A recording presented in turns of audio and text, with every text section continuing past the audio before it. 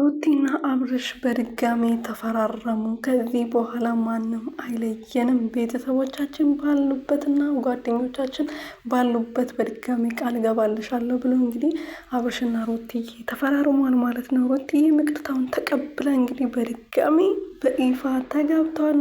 እንኳን ደስ አላችሁ የኔ ውድና እንቁ የሆናችሁ ማለት ነው። ሰላም ሰላም ቤተሰብ እንዴት ናችሁልኝ? እናንተው ፈጣሪ የተመሰገነ በያላችሁበት ሰላማችሁ በዘት ትርፍርፍ ይበልልኝ። እኔ ውድና ወርቅ የሆናችሁ ቤተሰቦች ሩቲዬና አብርሽዬ እንግዲህ እንደዚህ በድጋሚ በአማረና በደመቀ ሁኔታ እንደዚህ ዝንጥ ብላ ሩቲዬ ሜካፕ ራሱ ሲያምር ማለት ነው የኔ እንቁ በድጋሚ ተፈራርሟል ማለት ነው። ቃል ተገባብቷል። ኦ ማይ ጋድ ይለያል ትላላችሁ። የምሬ ነው ማለት ነው። እንግዲህ ሄርሜላ የቅጥል ወይም መጀመሪያ የማይገባሽ ቦታ ነበረ እየተገኘሽው።